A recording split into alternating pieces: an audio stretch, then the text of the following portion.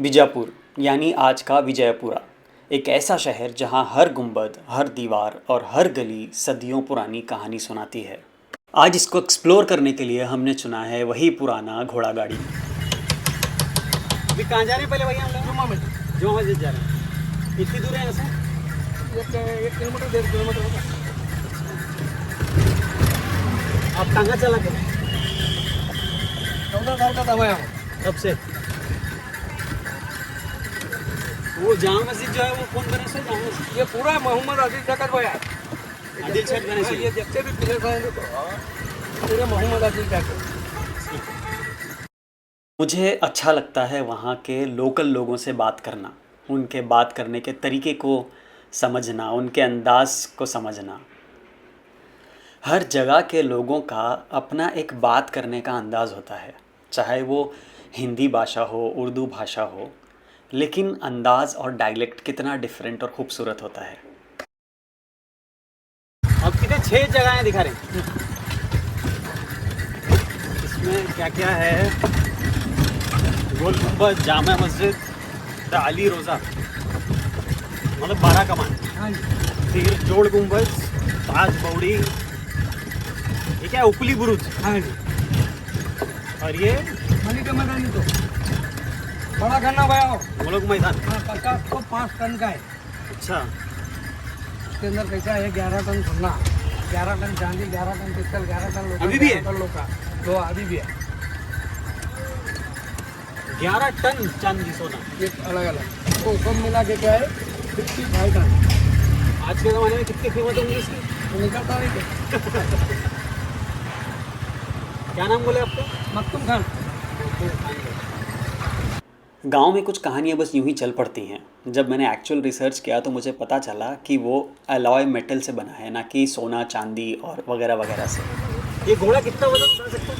ये बोल नहीं सकते भाई टन में। ये टन के ऊपर की घोड़ा ये गाड़ी है। गाड़ी 1.5 क्विंटल, 1.5 क्विंटल इसके ऊपर ज़्यादा बोझा नहीं पड़ता है? नहीं आती है के ऊपर एक दो है। ये हमारे ऊपर आता बड़ा। हाँ हमने उसको पैसा पेट को खाएंगे हाँ, ताकत रहता है। तो उसको ख्याल भी रखना पड़ता नहीं है? 2 दिन में 3 दिन में आग नहलाना, हाँ पगारा करना, तीनों टाइम पानी पिलाना, खाना खिलाना हाँ। होता भाई ऐसा। लेकिन अगर हमारे दीन में भी है जानवरों का इस्तेमाल करें तो ख्याल रखना उसका। हमारी पहली मंजिल थी जामा मस्जिद। ये मस्जिद 16th सेंचुरी में सुल्तान अली आदिल शाह वन ने बनाई थी। हिस्ट्री के मुताबिक इसका कंस्ट्रक्शन 1565 की फेमस तालीकोटा बैटल के बाद शुरू हुआ था।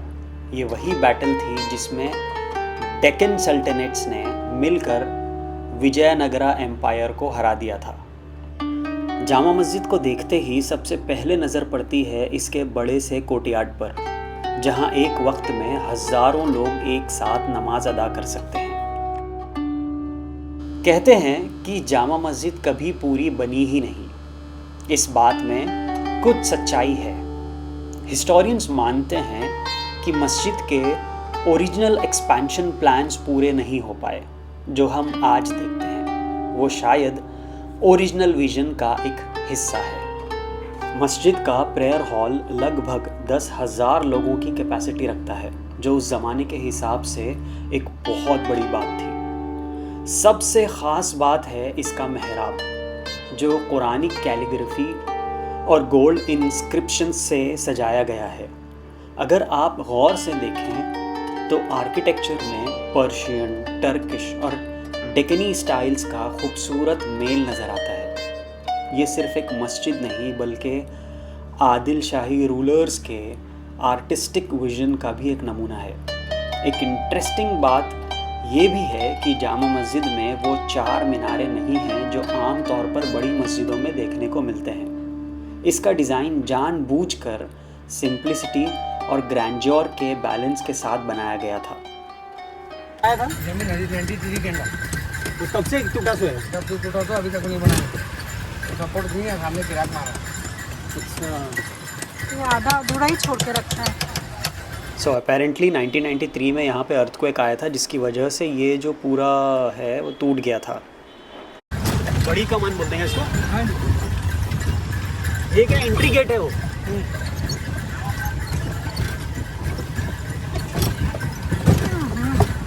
वो जो गोल गुंबद है हाँ जी। उसमें क्या आदिल शाही के घरा वाले रहते थे सब?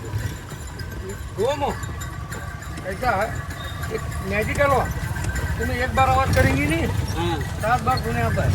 उनका घर असली रहने का बोले तो संगीत में है। वो कहाँ है? सिटी के बाहर ना लगा 12 किलोमीटर। तोरवा बोल का एक गाँव है, तोरवा। वहाँ रहते थे वो लोग? वहाँ तो वो भी है क्या देखने लायक? गिरा है सब?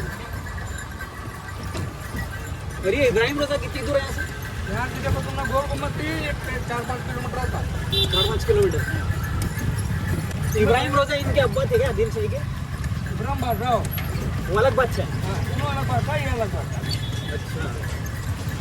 ऐसा का तो उनकी फैमिली है पूरी, हाँ जोरू बच्चे उनके मजा। अच्छा, उनके मज़ार हैं वहाँ? पूरे हम लोग अच्छा एक समाधि है, एक मस्जिद है, मकबरा। अच्छा अच्छा सब देखने को 20 रुपये टिकट है। अच्छा लकड़ी में बने, अच्छा। पूरा पत्थर की बना हुआ। उत्तर को तराश को बने थे? हाँ जी। बीजापुर के बड़े मॉन्यूमेंट्स के बीच एक छोटा सा मास्टरपीस छुपा हुआ है, मेहतर महल। नाम से महल लगता है लेकिन असल में ये एक शानदार गेटवे है जो लगभग 400 साल पहले बनाया गया था। जितना छोटा ये मॉन्यूमेंट है उतनी ही बड़ी इसकी कला है। इसकी बालकनीज, स्टोन कार्विंग्स और आर्क्स को देखकर यकीन करना मुश्किल हो जाता है कि ये सब उस दौर के क्राफ्ट्समैन ने सिर्फ पत्थर पर तराशा था। ये दिखने में लकड़ी दिखते हैं मगर है ये पत्थर। मैं जब कभी ऐसे पुराने ऐतिहासिक जगहों पर जाता हूँ तो मुझे ऐसा लगता है कि मैं भी उसी दुनिया में पहुँच गया हूँ। अगर आपको भी ऐसा लगता है तो कमेंट सेक्शन में ज़रूर बताना। ये है मॉडर्न बीजापुर, हमारे वक्त का विजयपुर।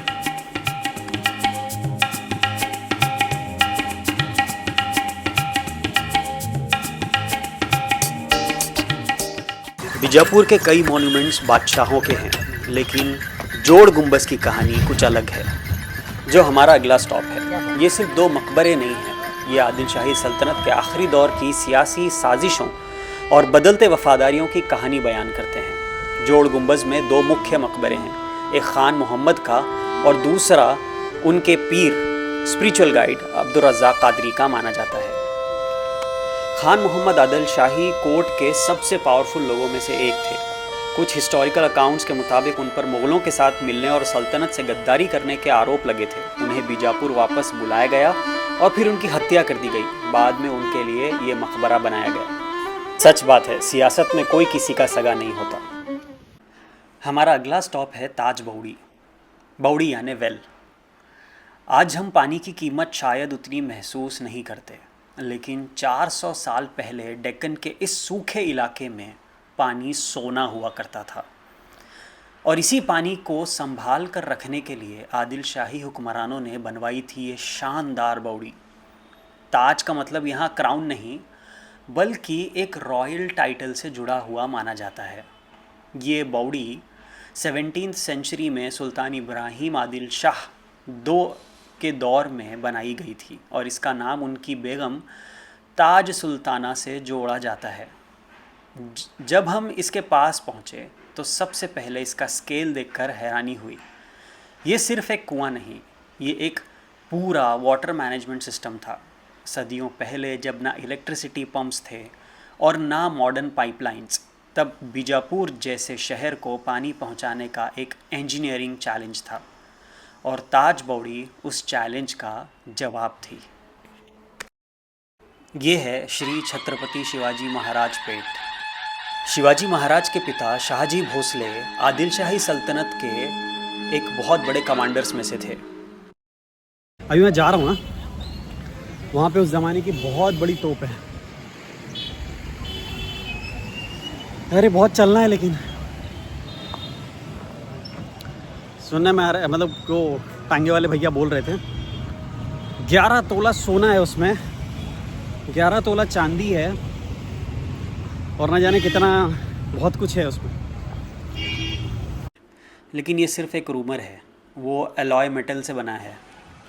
यहाँ पर एक छोटा सा गार्डन भी बना हुआ है ऊपर, फैमिली वगैरह आते हैं यहाँ पर बैठने के लिए। और यहाँ पर एक खूबसूरत सा डिज़ाइन भी बना है वॉल पर। ओ भाई साहब, this is really really giant. मली के मैदान का मतलब है किंग ऑफ द बैटलफील्ड। ये दुनिया की सबसे बड़ी मिडिवल कैनॉन्स में से एक मानी जाती है। इसका वेट लगभग 55 टन है और इसे 1549 में कास्ट किया गया था।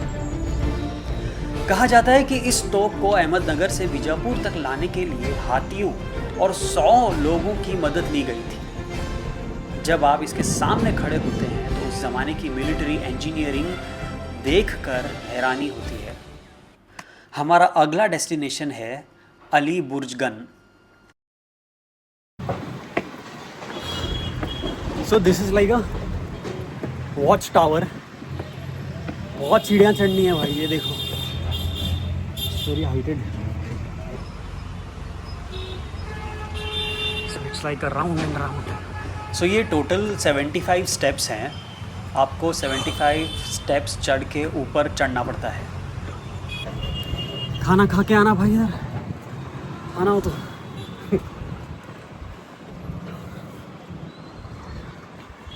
काफ़ी ऊपर है, ऑफ कोर्स वॉच टावर है तो सब देखना होगा इन लोगों को। यहाँ पे कुछ पुरानी इंस्क्रिप्शंस हैं।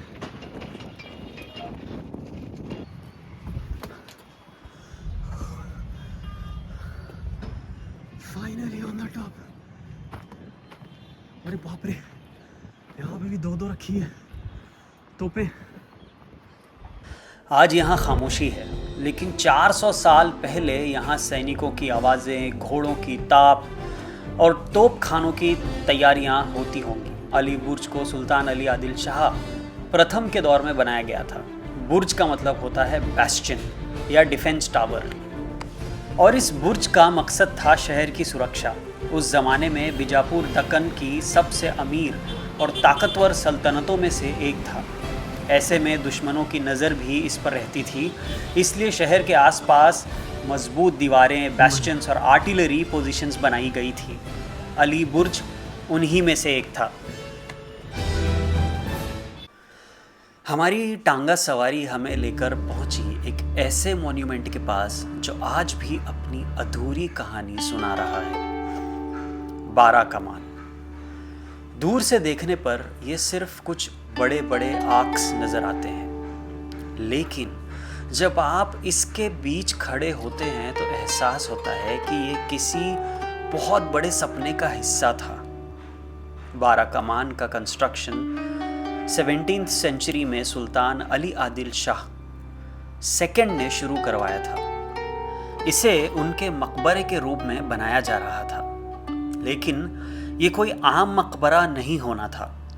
ये आदिल शाही सल्तनत की ताकत, दौलत और शान का सबसे बड़ा सिंबल बनने वाला था। आज हम जो आर्क्स देखते हैं वो उस ग्रैंड विजन की सिर्फ एक झलक है।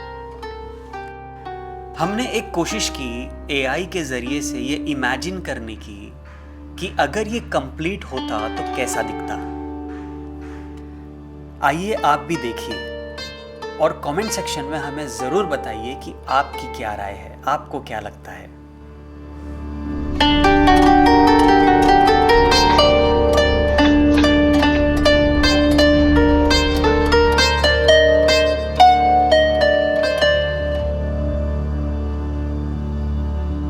तो कैसा लगा आपको हमारा इमेजिनरी कंप्लीटेड बारा कमान, हमें कमेंट सेक्शन में ज़रूर बताना।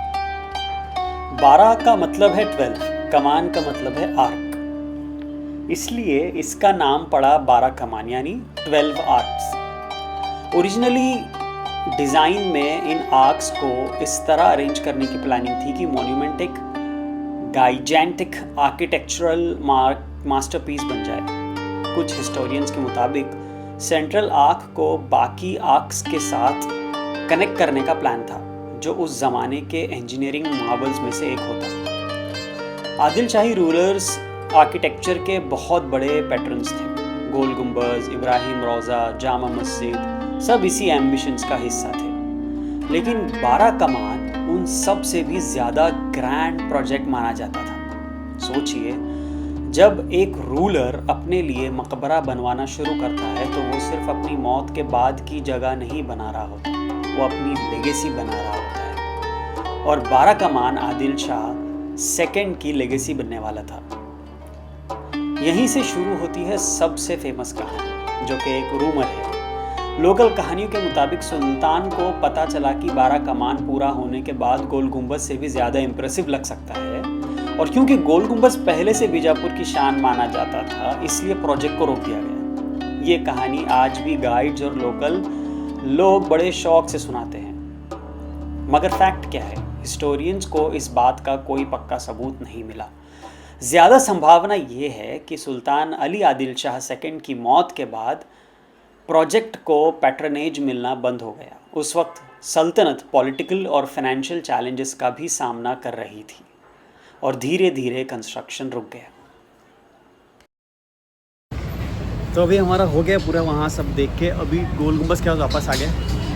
अभी बज रहा है 2:30, तो सोच रहे हैं पहले थोड़ा सा लंच कर लेंगे। और नॉनवेज बहुत खा लिया है तो आज हम वेज ही खाएंगे थोड़ा सा, और गर्म भी बहुत है। सी पिंपल आ गया नॉनवेज खा खा के, गर्म होके एकदम। उड़पी रेस्टोरेंट करके है, यहाँ पे वेज थाली देखते हैं, अगर होगा तो बहुत अच्छी बात है। वेज थाली खाएंगे एंड देन फिर सामने ही गोल गुंबद है, फिर वहाँ जाएंगे। 5 बजे तक का टाइम होता है, तो 5-6 बजे तक वहाँ बैठेंगे।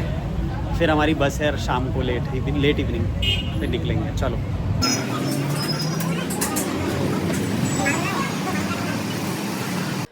और फिर हम पहुँचे उस मॉन्यूमेंट के सामने जिसके लिए दुनिया भर से लोग बीजापुर आते हैं, गोल गुंबद। पहली नज़र में ही इसका स्केल देखकर इंसान खुद को छोटा महसूस करता है। जब हम टांगे से उतरकर इसके सामने खड़े हुए तो एक ही सवाल दिमाग में आया, 400 साल पहले लोग ऐसा कुछ कैसे बना सकते थे? गोल गुंबद सुल्तान मोहम्मद आदिल शाह का मकबरा है। मोहम्मद आदिल शाह ने 1627 में बीजापुर की गद्दी संभाली।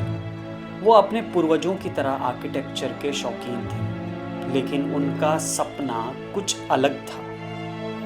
वो एक ऐसा मकबरा बनाना चाहते थे जो उनकी मौत के बाद भी उनका नाम जिंदा रखे, और इसी सपने से पैदा हुआ गोल गुंबद। कंस्ट्रक्शन 17वीं सेंचुरी में शुरू हुआ और सुल्तान की मौत के बाद भी काफ़ी सालों तक चलता रहा। गोल गुंबद का मतलब ही होता है राउंड डोम, और ये डोम ही इसी मॉन्यूमेंट की पहचान है। इसका डोम दुनिया की सबसे बड़े मेसनरी डोम्स में से एक माना जाता है। इस डोम के नीचे कोई सेंट्रल पिलर नहीं है, ये इसकी सबसे हैरान करने वाली बात है। आज भी जब इंजीनियर्स इस स्ट्रक्चर का स्टडी करते हैं तो उस ज़माने की इंजीनियर को देखकर इम्प्रेस हो जाते हैं। बहुत ही खतरनाक सीढ़ियाँ हैं ये। सी कितना हाइट पे बना हुआ है, एकदम ऊंची ऊंची। सोचिए, ना कंप्यूटर्स, ना मॉडर्न मशीनरी, ना इनफोर्स्ड कंक्रीट, फिर भी ऐसा स्ट्रक्चर जो 350 साल से ज़्यादा वक्त से खड़ा है। पूरा लेग वर्कआउट हो रहा है भाई, खतरनाक वाला लेग वर्कआउट हो रहा है। राजा में नहीं चढ़ते थे भाई, सैनिक चढ़ते थे। उन लोग ऊपर का काम ही नहीं था उन लोगों को। चढ़ते तो थक जाते, उनका काम क्या करते हैं सैनिक? पहले के सैनिक थे वैसे खतरनाक। ये आई थिंक रॉड डाला हुआ है मजबूती के लिए। ये इतना नैरो सा रास्ता है। गोल गुंबद की सबसे फेमस जगह है विस्परिंग गैलरी। अगर आप गैलरी के कोने में धीरे से कुछ बोलें तो दूसरे कोने में खड़ा इंसान उसे सुन सकता है। आवाज़ डोम के अंदर ट्रैवल करती है और मल्टीपल इकोस क्रिएट करती है। आज ये टूरिस्ट्स के लिए एक अट्रैक्शन है। मेरे पीछे आप देख रहे हो कोई भी नहीं है, ये वॉल है, मगर ऐसा लग रहा है कोई मेरे पीछे से बात कर रहा है। और ये जो लोग हैं मैं आपको बताऊं किधर हैं, ये लोग हैं।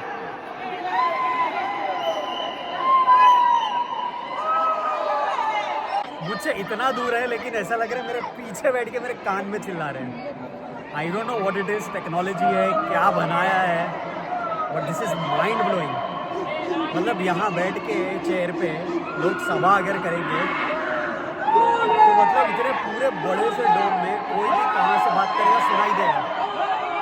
सो ये बेसिकली इतना पूरा डायमीटर है जिसमें अगर आप एक बार आवाज़ करते हो तो इसका मल्टीपल आपको इको आता है। So I let me show you the example. See this is the echo, 7 times इसका इको होता है, 1 more टाइम। लेकिन ये मॉन्यूमेंट की इकोस्टिक ब्रिलियंस का सबूत भी है।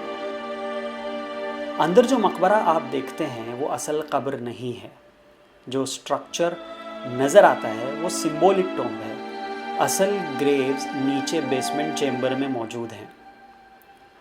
ये स्टाइल इस्लामिक मौज़ुलियम आर्किटेक्चर में काफ़ी कॉमन था।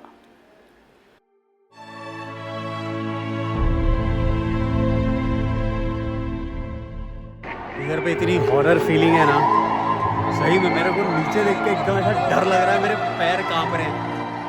सीधी डेप्थ,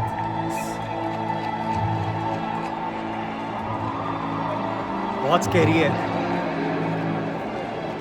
मुझे ऐसा बहुत ज़्यादा स्पूकी और डर वाली फीलिंग आ रही है इधर।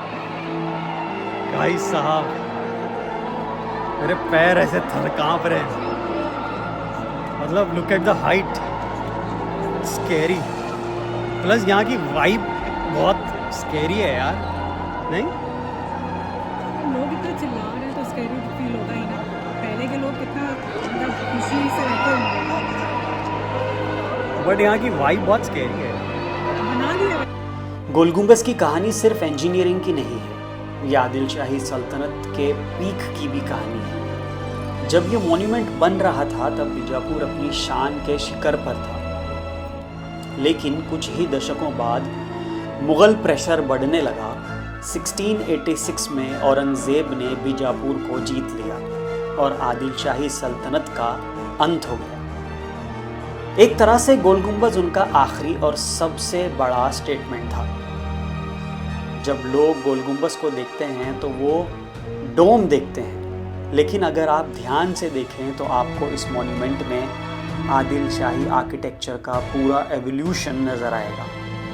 Persian influence, Deccani craftsmanship, Islamic geometry, local construction techniques, ये सिर्फ एक मकबरा नहीं, ये 200 साल की आर्किटेक्चरल जर्नी का कल्मिनेशन है।